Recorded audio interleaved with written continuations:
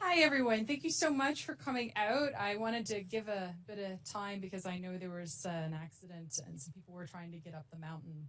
So wanted to give a bit more time. So thank you for your patience in our getting started. First, I would really like to acknowledge that we are gathered on the unceded territory of the Tsleil-Waututh, Squamish, and Coquitlam and Musqueam First Nations people, and we really appreciate this gift.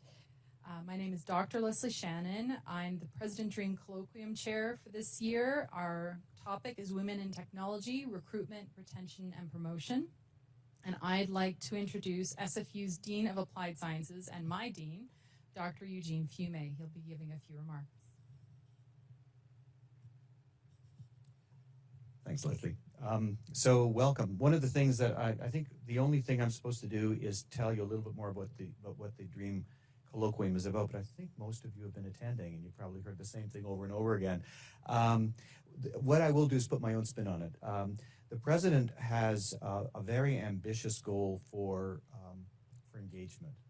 You hear a lot about engagement at this university, and when I first came here, I've only been here 10 and a bit months. I thought it was kind of an excuse just to not set our sights high enough internationally. But in fact, what it really is engagement at all levels. There's a set of community engagement, and community engagement really works well, particularly in things like the health sciences, where there's a natural kind of connection. But it really works in a lot of different spaces, including applied sciences.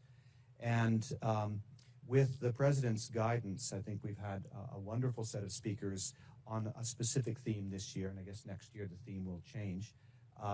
And I have to say that within applied sciences, we recognize a particular difficulty that all STEM-related fields seem to have experienced over the last 25 years. And that really is the issue of diversity. Gender diversity, certainly, but also there's issues of engagement of other minorities. There's engagement, gender is not, women are not a minority. But we do have, for example, huge issues in attracting and creating pathways for First Nations students, for example, into engineering and computer science. So there's a wide variety of different aspects of diversity that involve engagement in the community. We're working hard to expand our reach into both the local and global catchment to attract as many great students, staff, faculty to our faculty. I have to say something a little more. I'm really looking forward to this talk because I was already being corrected in some of the language I was using. But there's something, I want to give you an observation that was just interesting. I've been in the private sector as well as the public sector, and I used to run an organization within a computer graphics company that was partly in Silicon Valley and partly in Toronto. And at that point, I was managing, 25 or 30 people with 4 or 5 managers.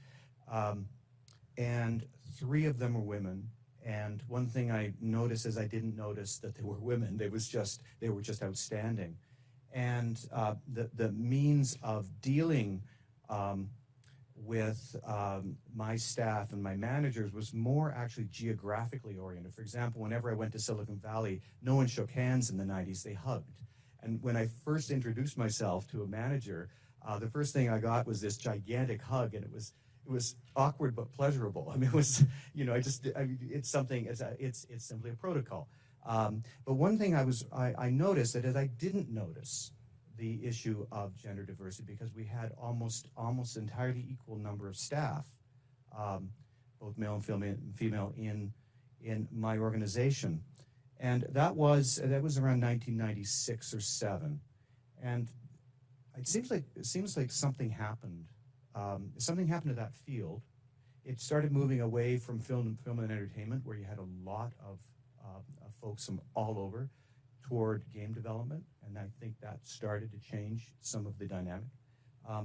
But when I returned to U of T and became department chair, my eyes were open to the issue, even in the late 90s, and we worked hard on recruiting fantastic women into the department. But it seemed to be an uphill battle because we realized how far back we had to reach into the pipeline. We had to stimulate a situation really in grade school.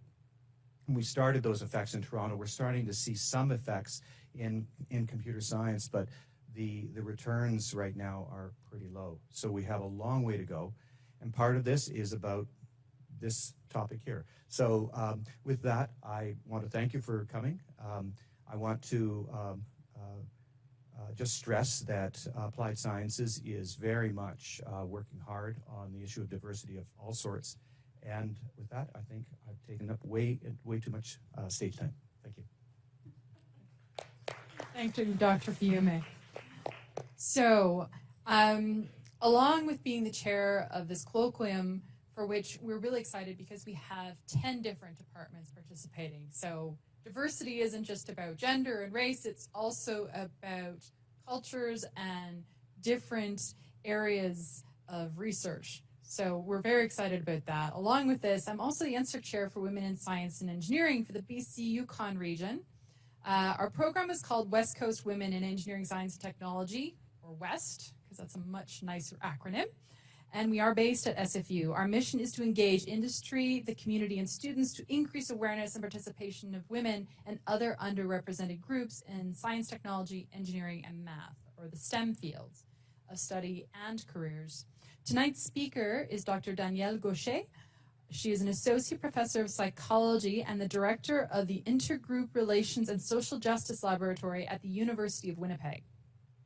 She studies how social inequality is maintained at individual and institutional levels with the goal of providing insight into social change, redress, and the re-engagement of the member of vulnerable groups into the system.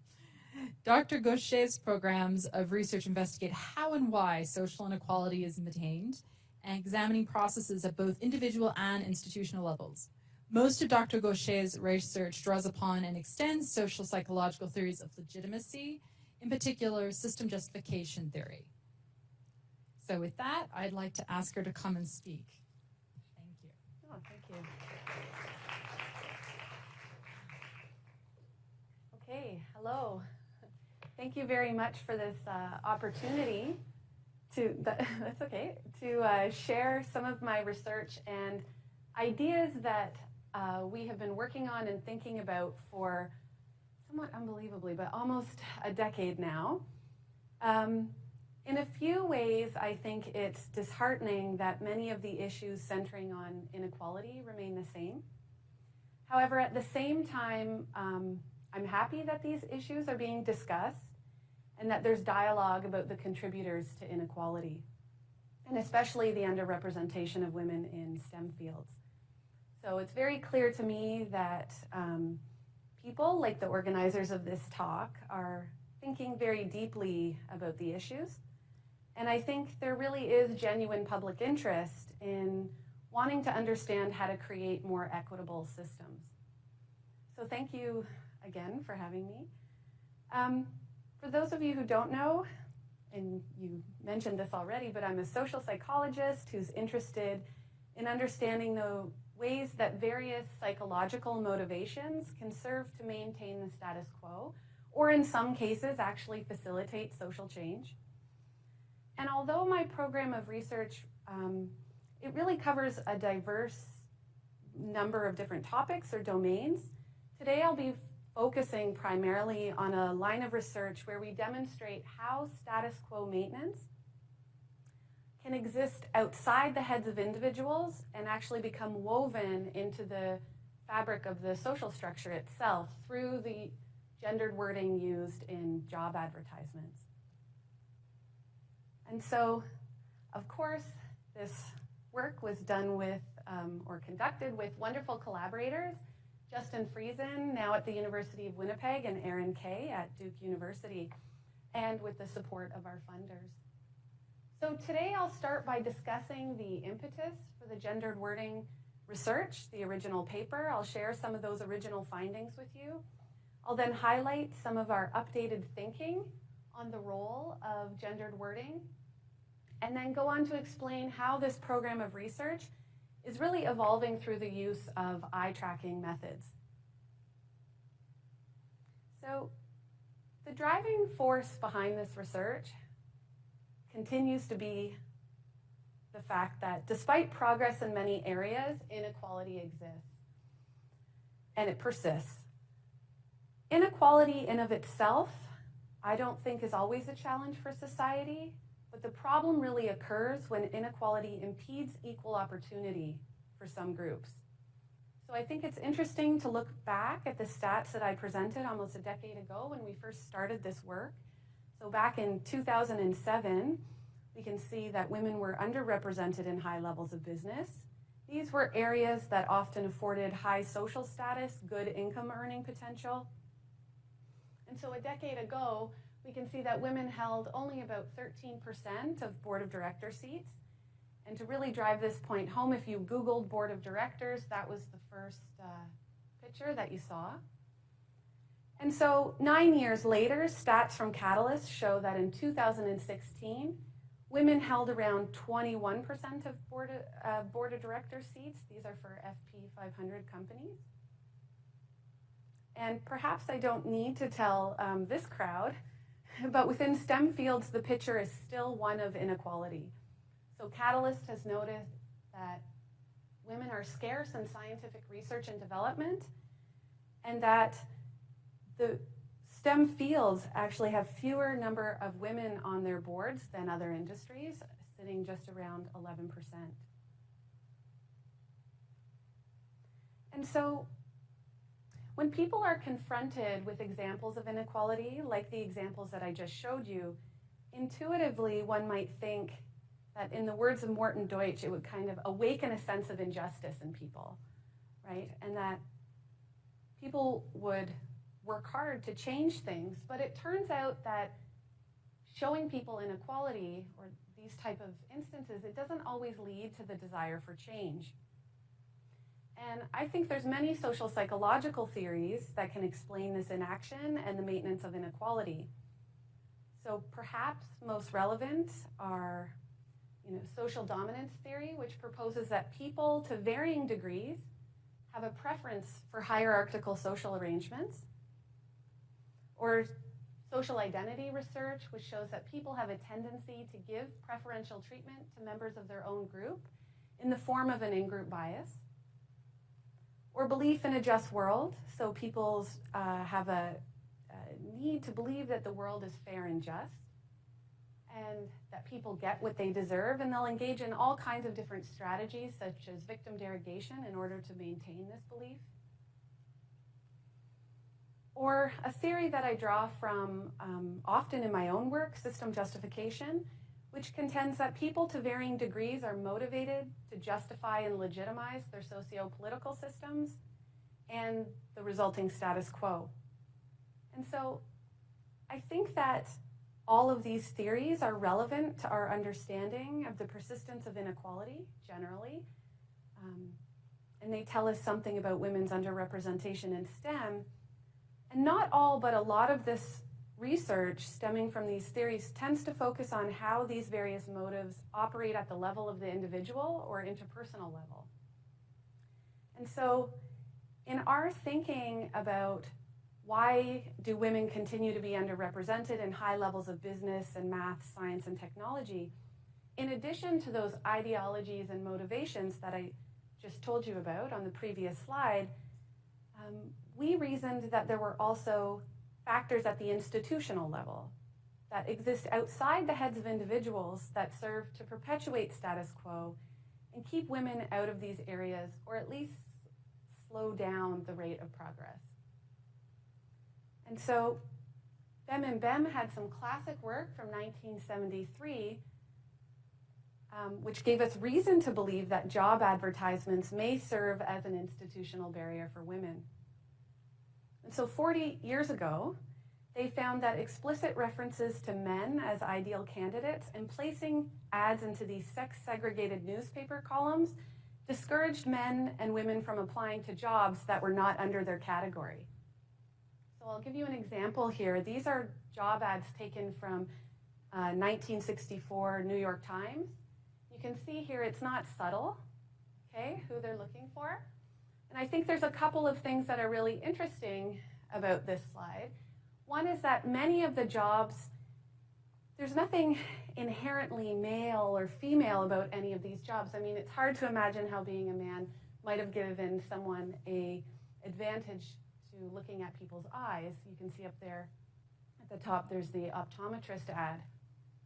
Or this one right here, this salesman. I can't read it off my screen, so I'm going to try to read it up this way. But essentially it says, so salesman, American Laundry Machinery Industries, the world's largest laundry machinery manufacturer, is seeking several salesmen to assume territorial responsibilities in the East Coast area. Our salesmen offer the most complete line of laundry and dry cleaning equipment in the industry. These positions offer excellent salaries, commissions, and fringe benefits. We want men who are above average in intelligence, between the ages of 24 and 32, and who possess a college degree. And down here at the bottom it says, we are an equal opportunity employer. Okay? So, segregation of job ads into these type of sex-specific columns was deemed unconstitutional by a Supreme Court ruling, and by 1974, the segregation of ads into these type of categories no longer existed. And explicit references to men and women as ideal candidates is also quite rare. So these are no longer a viable barrier to women's inclusion in male-dominated fields. But even though these overt features no longer existed, we reasoned it's possible that wording biases in job ads might still exist, but might operate much more subtly through wording that reflects broader cultural stereotypes about men and women, wording that is inadvertently cueing who best belongs in the occupation.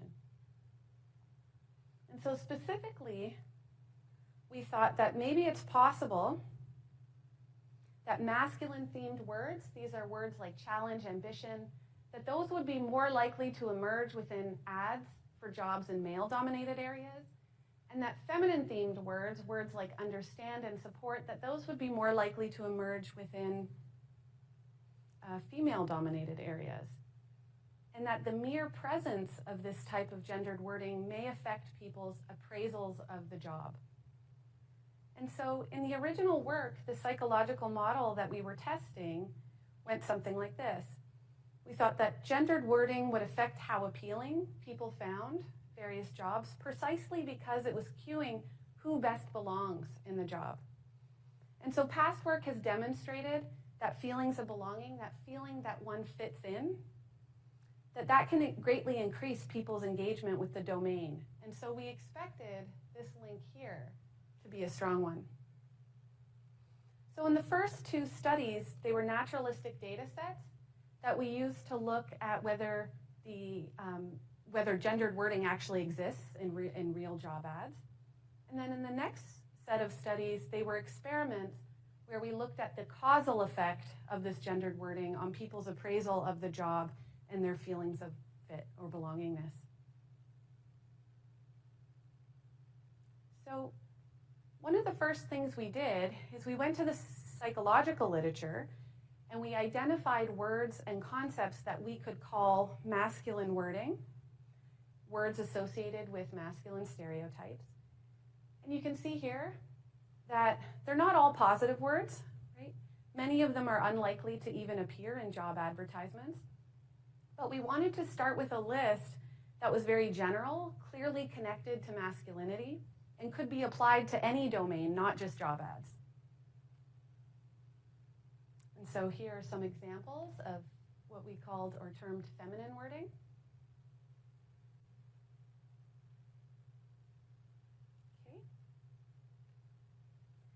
And so in study one, the first thing we did is we identified male-dominated and female-dominated job areas using U.S. Labor Department data. And we collected the job ads from outlets online, like Workopolis. And we ended up with just under 500 ads, roughly evenly split from those male and female-dominated areas, and about 50 jobs in each occupation. And then the jobs were coded using Pennebaker's linguistic software program. It's a program that would allow us to upload those custom dictionaries that we created and then code each job ad for the presence of masculine or feminine wording. So here's just one example.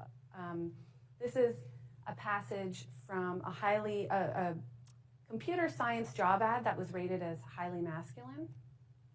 Okay, so you can see some of the words that it would have coded there.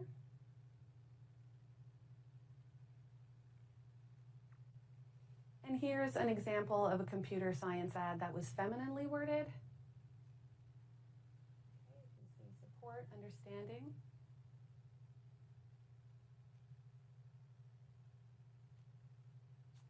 Okay, and so here are the results across the entire corpus of text, all of those 500 or so ads. So what we found is that masculine wording was more likely to turn up in those ads of those male-dominated than female-dominated occupations. And we saw a trend in the opposite direction for the feminine wording.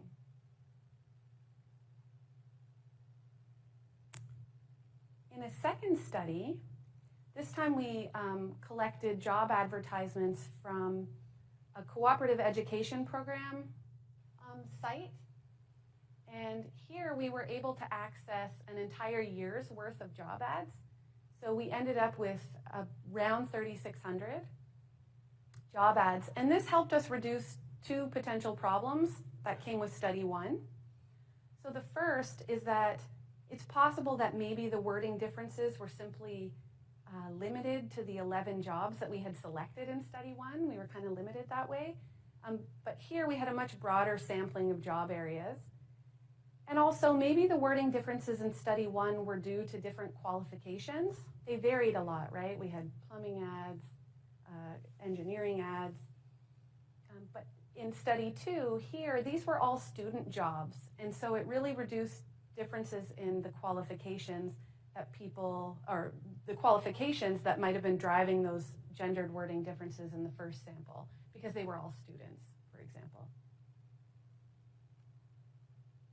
Okay, so again, we divided the ads into stereotypically male-dominated and stereotypically female-dominated areas and calculated a feminine and masculine wording score for each of those ads. And again, we see a similar pattern of data. So masculine wording more likely to show up in the stereotypically male than stereotypically female fields. Although unlike study one, we didn't see a difference in the feminine wording in this corpus. So, yeah. Oh yeah, so this is the percentage of words in the ad. So our dictionaries are picking up only a very small percentage of the words that are actually in the ad. Mm-hmm.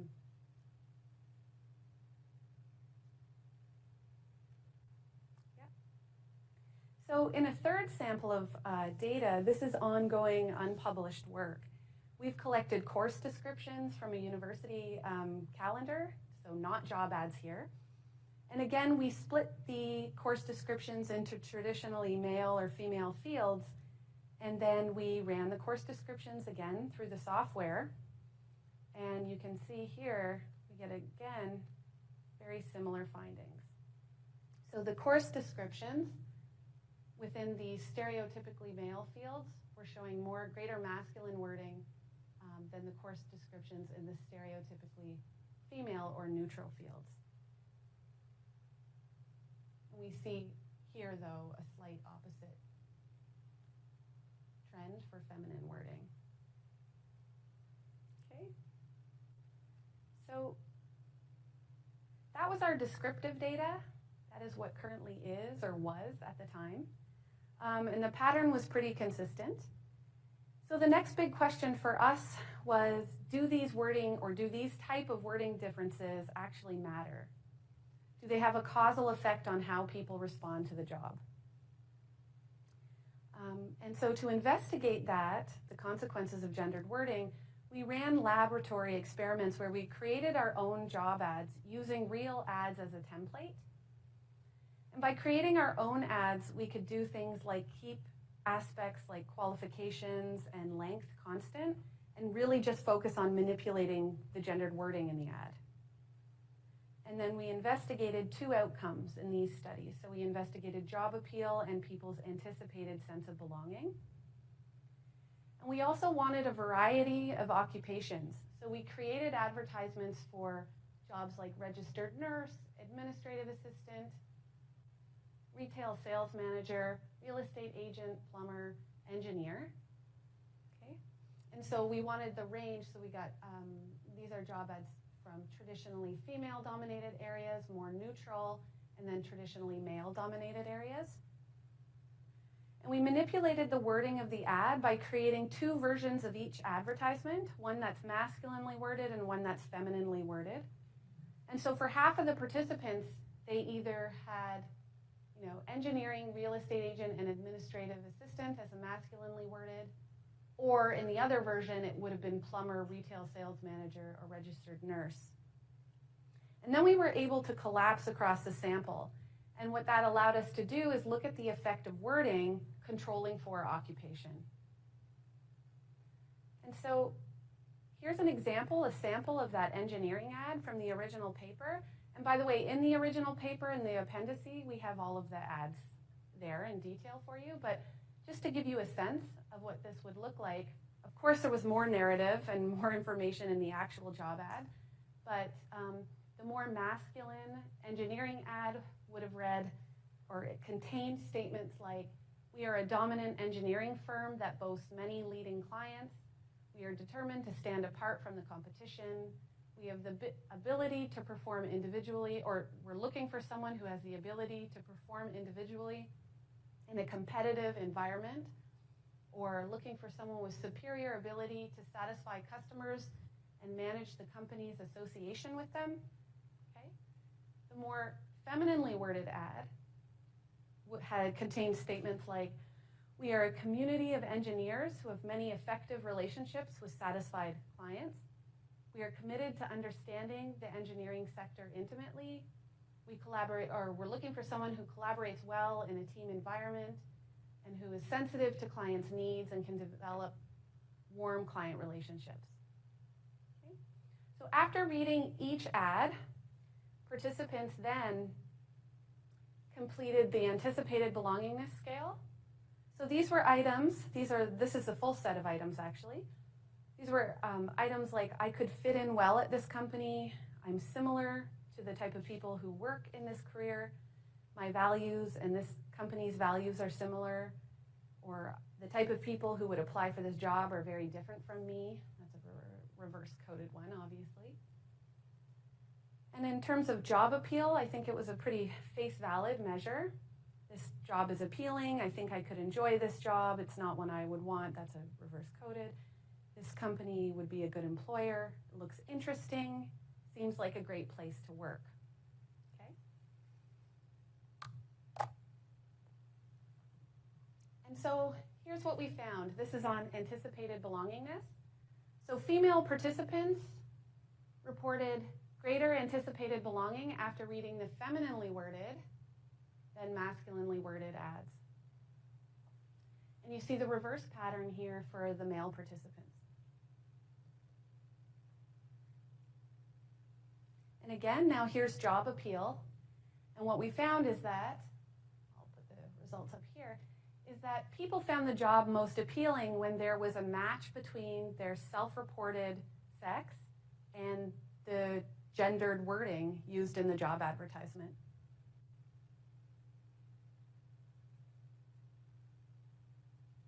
And in terms of that psychological model that I presented earlier, right, we found evidence for this idea that being a female participant led to less liking of those masculinely worded job ads, precisely because they anticipated less belongingness in the jobs that were masculinely worded.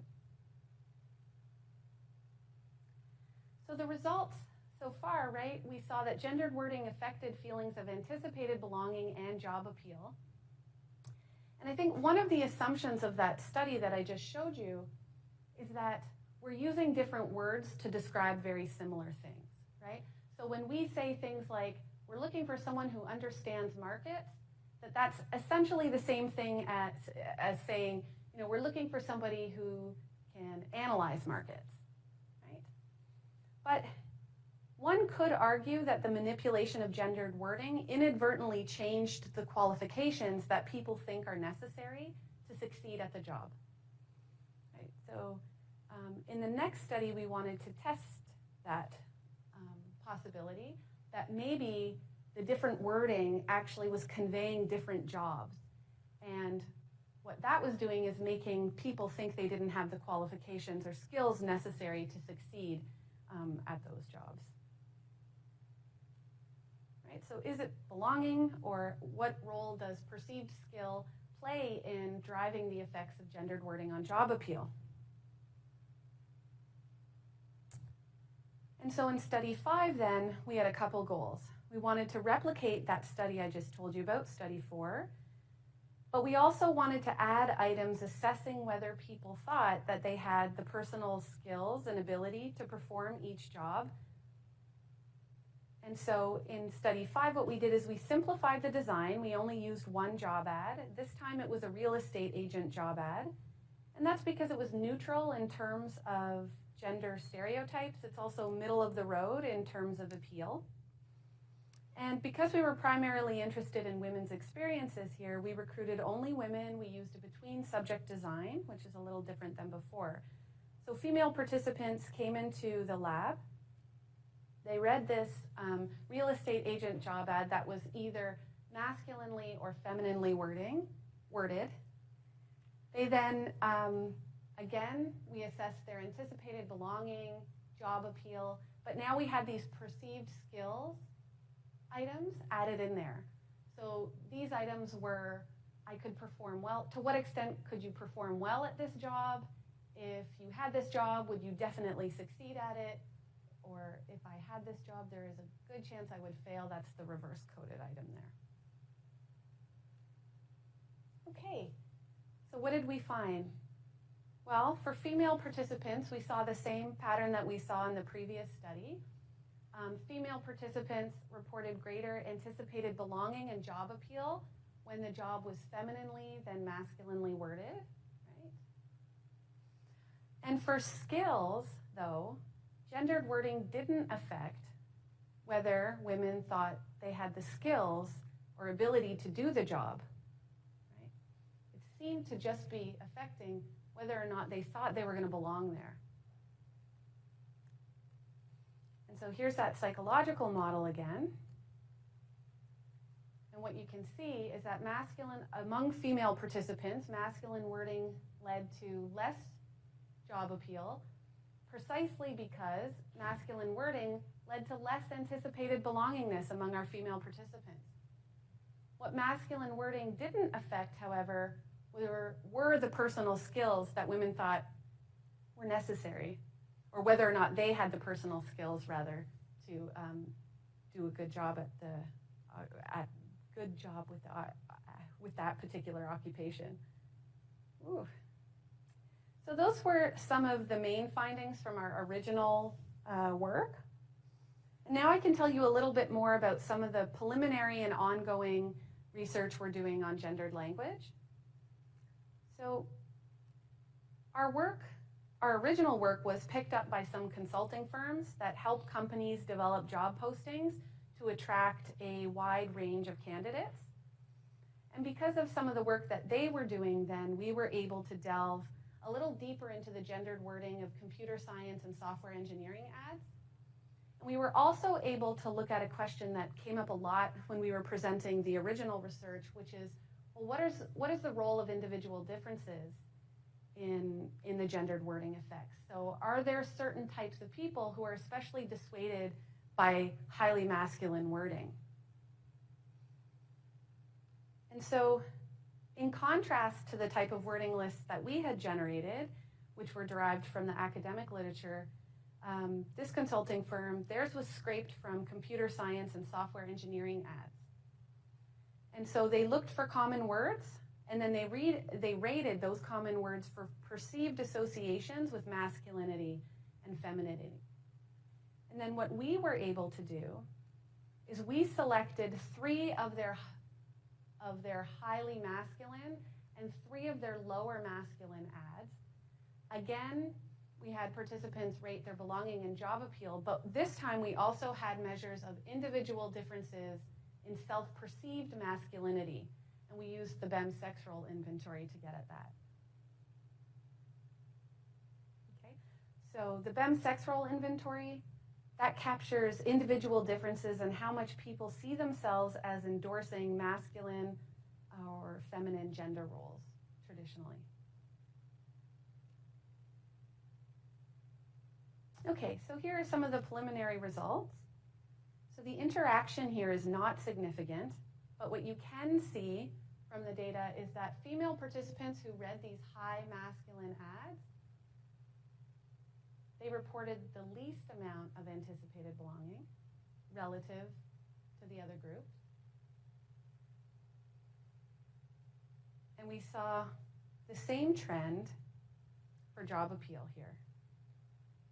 Okay, so female participants who had read those high masculine ads reported the least amount of job appeal. And again, in this data as well, there was evidence for that psychological model I've been talking about throughout. So being a female participant led to less liking of job ads that were masculinely worded, precisely because these female participants anticipated less belongingness in job ads that were highly masculinely worded.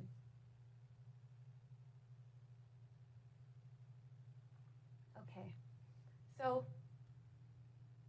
there's one last thing here I wanted to mention, and that was that we also looked, right, at the self-perceived masculinity of the participants and how that affected job appeal. And so what we found, this is within the high masculine ads. We didn't find an interaction, but just two main effects. So there was a main effect of gender. So male participants found the jobs more appealing than female participants. These are the high masculine ads. But there was also a main effect of masculinity, right? So the people who saw themselves as having more of those masculine traits, they ended up finding the job more appealing. So you can see here, high masculinity versus low masculinity. Within the low masculine ads, which is not pictured on the slides here, the gender of the participant didn't seem to matter. Both feminine and masculinity ratings did, though. So people who were high in both masculinity and femininity found those low masculine ads appealing. Now, I'm calling them low masculine ads, but another term could be low bias.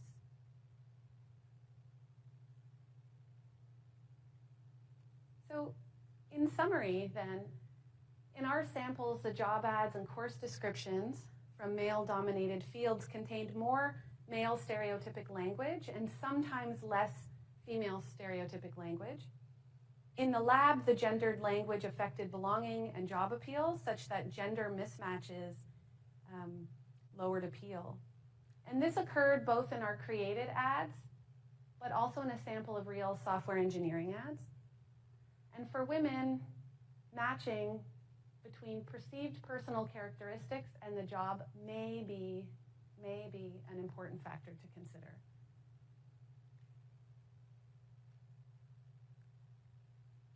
So something that we're doing now, thanks to a SSHRC Insight Development Grant, is investigate visual attention to gendered wording using eye tracking methods.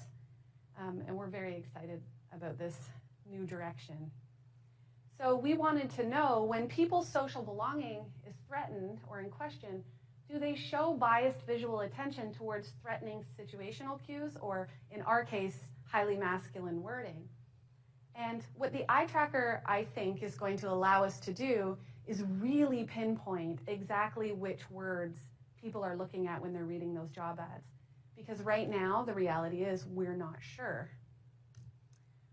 And we're also able to look more closely at the role of individual differences here. And so this is the eye tracker that we bought this summer and that we're currently using. It's an SMI Red 500 binocular eye tracking system. So we're able to capture corneal reflections at a rate of 250 hertz, and it's going to allow us to measure how long the eyes are fixated for example, on any given word in a particular job ad or university course description. The only reason I told you what it was is because my colleague who does eye tracking things said if there's anyone who has an eye tracker in the audience, they're going to want to compare eye trackers. I said, okay.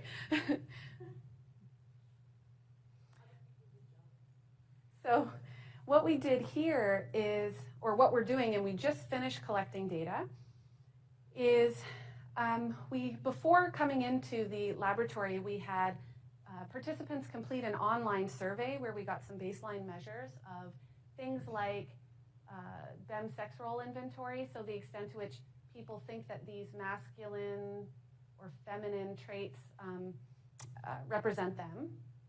We also collected a rejection sensitivity questionnaire. We're getting baseline belongingness, feelings of belongingness, in particular at university and in particular contexts. And also assessing the participants' career aspirations, so how much interest they have at baseline in various male and female dominated occupations. And you can see here, this is Alana. She's our research assistant at the University of Winnipeg, who's been trained to help us run participants through the eye tracker. And you can see here, this is just part of the calibration task. It's actually telling her to push her chair in, get a little closer. The eye tracking is right under here, so people aren't wearing goggles or anything like that. And then you can see here, she's just reading one of our job ads. And so we just finished collecting data last week, and I wish we had these processed. We don't, so you'll have to invite my collaborator, Justin Friesen, back maybe next year or next term to hear about the results. But what we're doing right now is we're identifying areas of interest on the job ads. So we're looking for those, or trying to identify those masculine and feminine zones. And we have our wording lists that we can use to help us do that. And then we can try to answer questions like, how long are people looking at those locations? Are they reading the whole job ad and then going back and seizing or looking at certain spots again?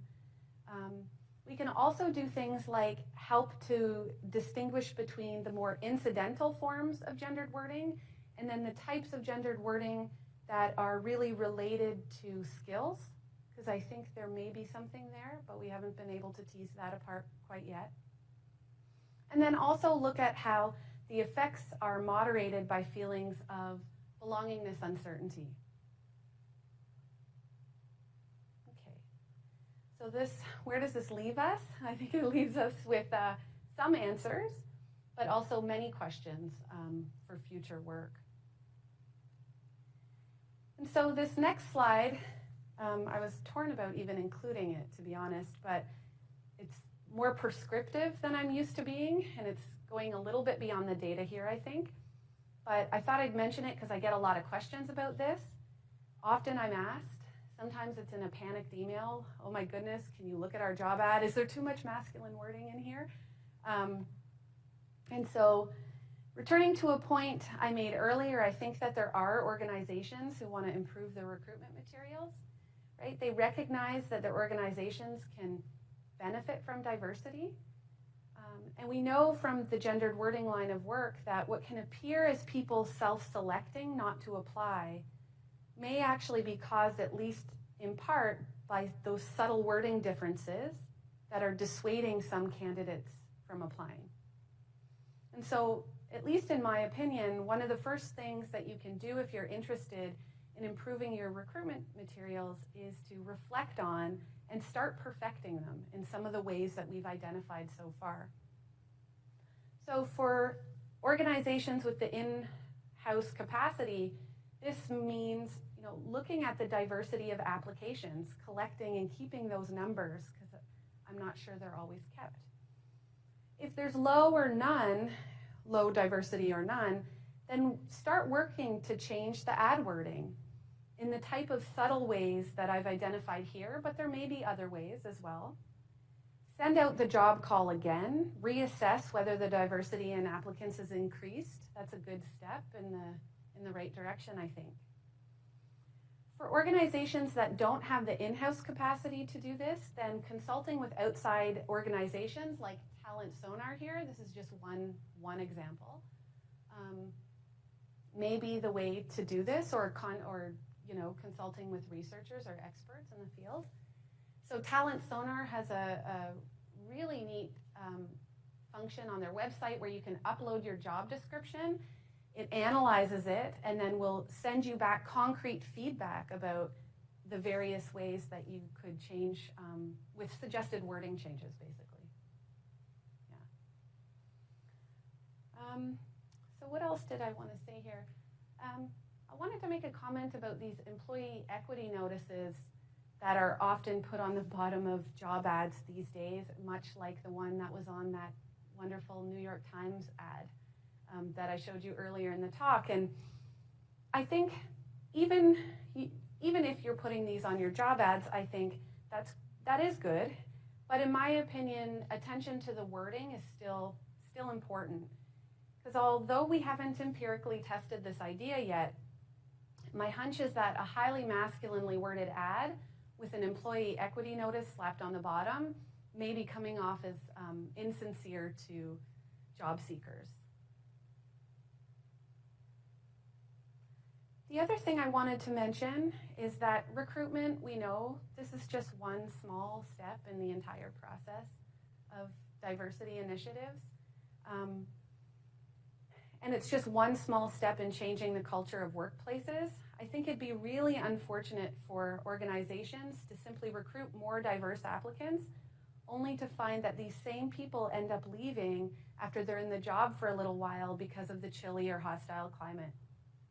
And so, they initially might be attracted to the job because of the wording in the ad, but then let down once they actually get there. And so that would only solve the short-term issue of diversity, and I think is obviously not ideal. Okay. So just a few more points. Something else that I'd like to mention is that we've really started to broaden our theorizing about the role of language in inequality.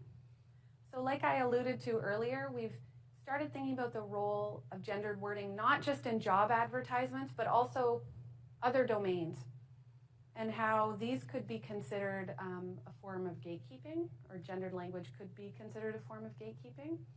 So I've given hints that this type of wording may show up in court, or shows up in some corpus of course descriptions, right? So it's relevant to educational institutions.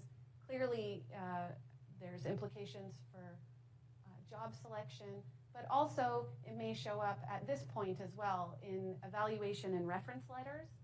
So any spot where there's advancement happening.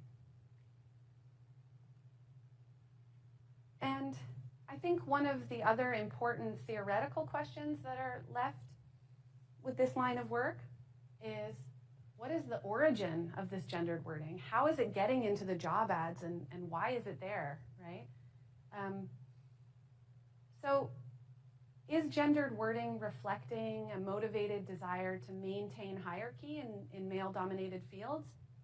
Or are these wording differences simply reflecting different social roles?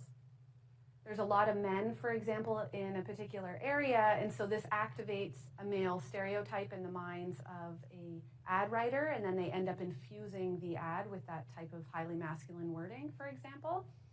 So is gendered wording a result of underlying motivations to maintain male dominance in these fields, or is it an inference-based process whereby people are infusing these advertisements with traits associated with whatever gender dominates? Or is it some kind of combination of both? And so these are some of the questions that are left. And now, if you have any questions for me, that would be great. So thank you.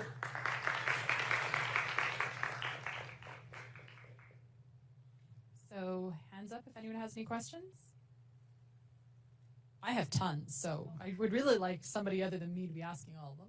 There we go.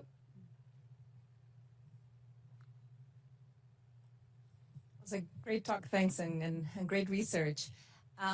Just a question about the selection of the words, because so much of the research depends on how you select those words and whether they would change in job ads and course descriptions. So do you think you would need to do a bit of an adaptation of what is a masculine word in a course description versus a job ad? I mean, we know that the meaning of words is contextual, right? And so what might be associated with a male stereotype in one context may not be in another. Our wording lists, so over time, may need updating, right? They may need expanding. Remember, I mean, originally we just wanted to create really general lists. We created those a priori before we ever looked at any job ads. So they weren't designed to specifically tap particular contexts. And so to the extent that people are interested in a special context, then they may want to think about changing the dictionaries or think about how the dictionaries may be evolving for those contexts. Yeah, thank you.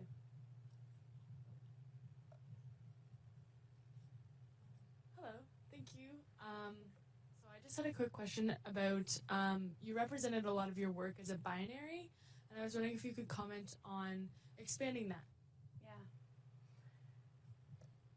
Yeah. So, I mean, we get asked this a lot. I think there could be, originally we were calling them masculine and feminine word lists. I mean, we could potentially, I think there's an argument for calling them communal and agentic language, which circumvents the idea that there is inherently a binary when it comes to sex. So I think that is possible to change the label. Also, with the BEM sex role inventory, we're looking at gender roles, right? Not sex as a binary. So according to the BEM sex role inventory, you can be high in both masculinity and femininity. Those would be classified as androgynous. And so I think that's what the goal is to try to get ads to be androgynous, or as androgynous as possible. Because some people will say, well, we need masculine wording because we want to stand out, right? We want to be strong, decisive, exemplary leaders. We want to have those people. That could potentially be okay, maybe. We'll have to see what the eye tracking data show, but that could be okay if it's matched with a lot of warm or communal language, potentially. But I think it's a good idea. I mean, we're now in an era where we know that we should probably test these things before we send them out, right? So empirically testing them is probably a good idea. One more question, anybody? Okay, it's my turn then. One of the things that I find extremely interesting about your research, and one of the suppositions I have, is that in terms, I tend to view this as more communal and agentic language than masculine versus feminine. But I believe on that basis that there's a strong supposition that certain cultures are more communal and others have a higher respect for agency. Right. And so in terms of your results, have you tried to either neutralize for culture or looking to consider culture as a factor in terms of identification and that sort of thing? Yeah, it's an excellent question. So, I mean, in the original paper, we did not look at the various intersections with other categories, but I think that's an important next step. I mean, we know, for example, that people among lower socioeconomic status groups, that certain types of achievement wording may be dissuading, right? Because it's not part of the communal stereotype or norms that are going on among communities that may be lower in socioeconomic status. So I think that moving the research into these different, not just different domains, but also looking at the different intersectionalities is important. We're just haven't gone there yet, but we need to. All right, I'd like to thank our speaker again because I think she was absolutely wonderful. Thank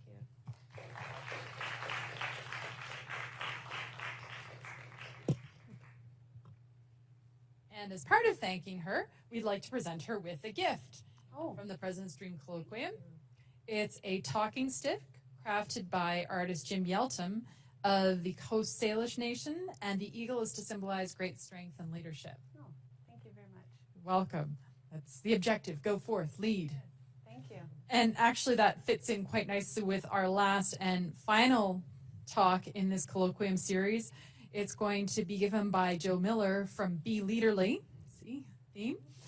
We're very interested in leadership roles for women, and after the conversation about how many women are in the boardroom, that's probably a pretty good fit. She will be speaking in 2 weeks on November 23rd at 5:30 here in the Big Data presentation studio. I'd also like to take a moment to recognize the colloquium sponsors without whom this would not be possible. Obviously, SFU's President's Office, the Department of Graduate and Postdoctoral Studies, the Vice President of Research Office, the Key Big Data Initiative, NSERC, Tableau, the Faculty of Applied Sciences, the School of Computing Science, and I shouldn't say obviously, but my organization, West, also pitched in to fund this because we were so impassioned and pleased about this opportunity. Thanks again to all the departments who helped contribute to make this colloquium amazing, and I really hope we will see you at our last talk in 2 weeks, and none of you are allowed to leave until you go to the reception in the main foyer and eat lots of food. So please do that. Thank you all for coming out.